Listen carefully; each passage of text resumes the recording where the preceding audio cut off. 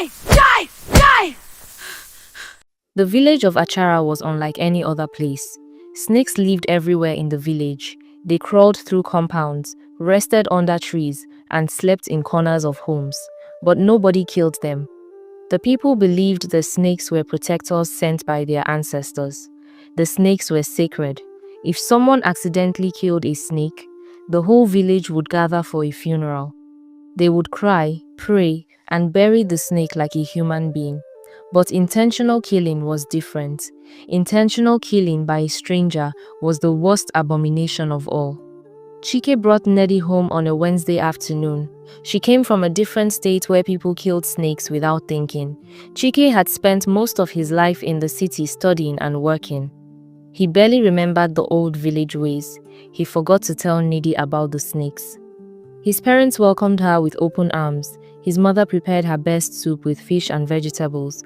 His father asked about her family and her work. They laughed together that evening. Neddy felt happy. These people would be good in-laws. She woke up early the next morning. She wanted to help with the housework. She found a broom by the door and started sweeping the compound. The sun was just coming up. That was when she saw it. A thick brown snake lay coiled near the wall.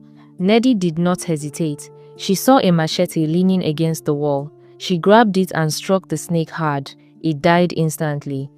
She felt proud. She had protected the household. She called out loudly, "Chaik, Mama, come and see what I killed." Chike's mother rushed outside first. When she saw the dead snake, all color left her face. She grabbed the wall to steady herself. Chike came running. He stopped dead when he saw the snake. The smile died on Neddy's face. A woman walking past the compound saw everything. She began to scream, "Abomination! A stranger has killed our protector."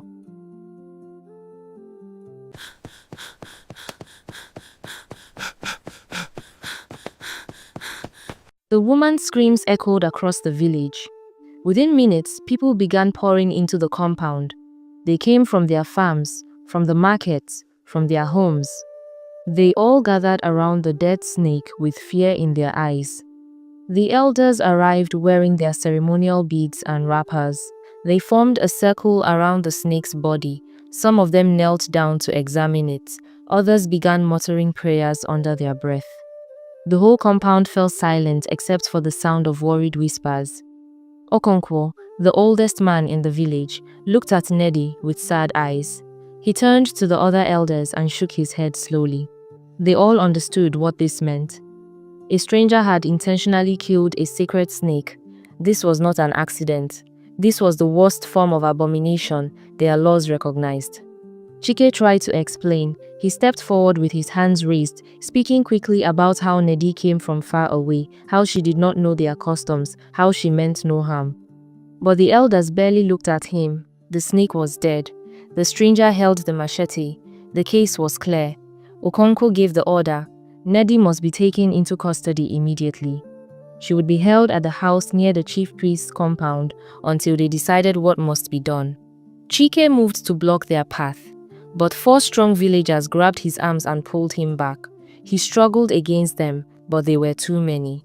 His mother held onto him, begging him not to make things worse. Neddy looked back at him with terrified eyes as they led her away. The elders walked toward the sacred shrine at the edge of the village. The chief priest waited for them there. They disappeared inside. Hours passed. The sun climbed higher in the sky and began its descent. Chike sat in his father's house with his head in his hands. He had lived most of his life in the city. He attended university there. He worked in an office with computers and modern thinking. But he had forgotten how deep the old beliefs ran in this village. He had forgotten that some traditions were not just stories. They were laws that people lived and died by. As evening came, the elders emerged from the shrine. The chief priest came out last, holding a white chalk and a staff. The villagers gathered to hear the verdict. His voice carried across the compound, flat and final. The gods had spoken. Neddy must be sacrificed to appease them. If this was not done, drought would come to their farms. Famine would come to their homes. Death would come to their children. There was no other way. Chike felt something break inside him. He approached the elders one more time. He offered to give the snake a grand funeral with everything required. He promised to pay any fine they demanded. He begged them to find another solution, but they shook their heads. The rules were ancient and clear. A stranger who intentionally killed a sacred snake could not be forgiven with money or ceremonies. The gods demanded blood for blood. His father led him back into the house as darkness fell.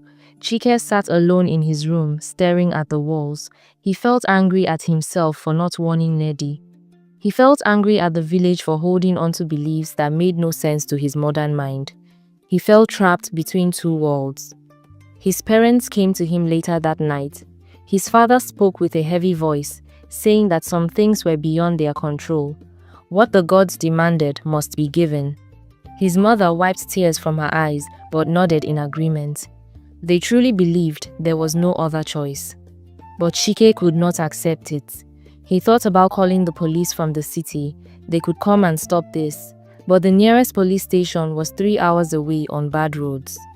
By the time they arrived, it might already be too late. The sacrifice could happen at dawn. He needed to act now.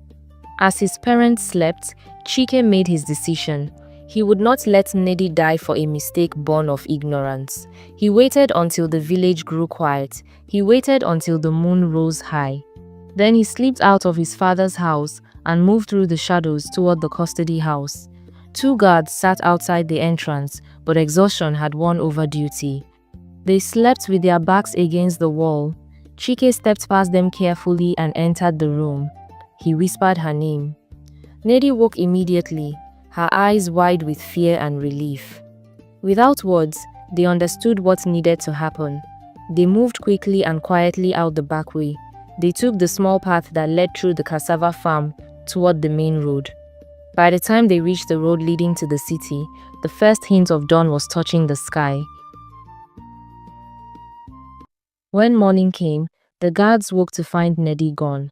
They jumped to their feet and ran to alert the elders. Within minutes, the news spread through the village like wildfire.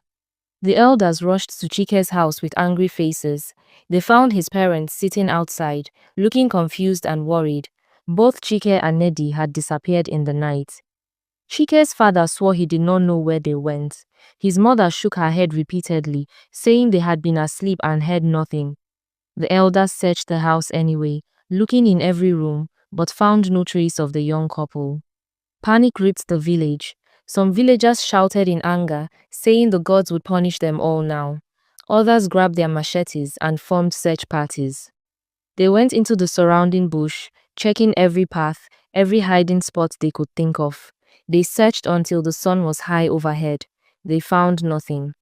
The elders called an emergency meeting. They stood in the village square with grave faces, telling everyone to prepare for the worst. The sacrifice had not been made. The abomination remained unpunished. Now they could only wait for the gods' anger to fall upon them. Days passed slowly. The villagers watched the sky nervously, waiting for signs of drought. They checked their crops every morning, expecting to find them withered and dead.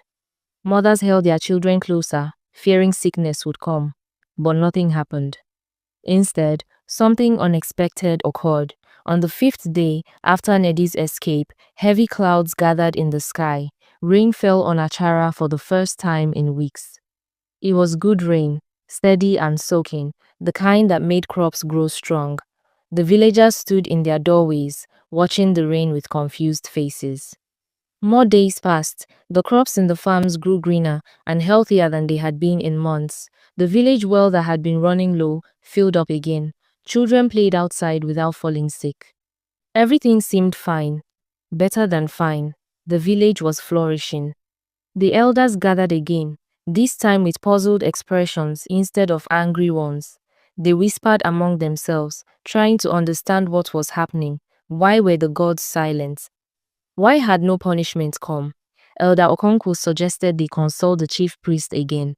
The chief priest went into the shrine alone. He stayed there for 2 full days, fasting and praying, seeking answers from the gods. The entire village waited anxiously for his return. When he finally emerged, his face looked different, softer somehow, less certain. He called the villagers together and spoke in a quieter voice than before. He said he had received a message from the gods. The girl Neddy had acted out of ignorance, not malice. She came from a place where their customs were unknown. She had no knowledge of what the snakes meant to Achara. The gods had looked into her heart and found it pure. She meant to protect, not to offend. Because of this, the gods had chosen mercy over punishment. The villagers stood in silence, absorbing these words. Some looked relieved, others looked skeptical. But no one could argue with the evidence before their eyes. The village was thriving, not suffering. Word of the chief priest's message traveled beyond Achara. Someone who knew someone who traded in the city managed to get word to Chike. The message was simple: he could return home.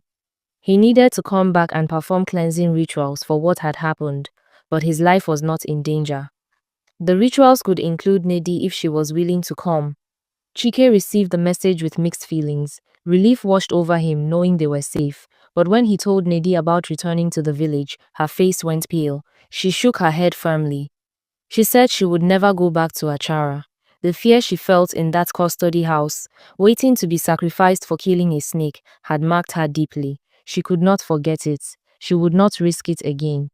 Chike understood. He did not push her. He had seen the terror in her eyes during those hours. He had felt the weight of those ancient beliefs crushing down on both of them. He could not blame her for refusing.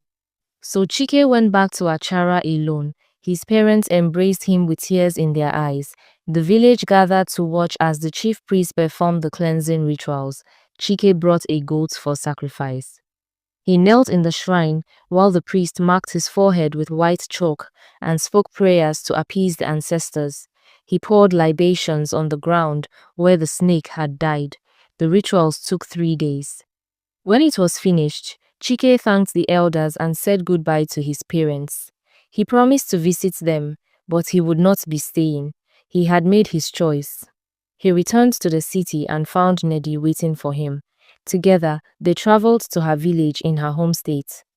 There, surrounded by her family and traditions that made sense to both of them, they performed the marriage rites. Her people welcomed Chike with happiness. There were no sacred snakes, no threat of sacrifice, just celebration and joy. Back in Achara, something had shifted. The incident with Neddy planted a seed of doubt in the minds of some villagers, especially the younger ones who had seen Chike grow up and leave for the city. They began asking quiet questions. If the gods could show mercy to an ignorant stranger, were the old laws as absolute as they had always believed? If the village could flourish without the sacrifice, what did that mean about their understanding of the gods' will? The elders still maintained the traditions, the snakes still moved freely through the village, but the grip of absolute certainty had loosened just a little. Reality had crept in through the cracks, showing them that perhaps the world was more complicated than their ancestors had taught them. The old ways remained, but they were no longer unquestionable. And in a village like Achara, that small change was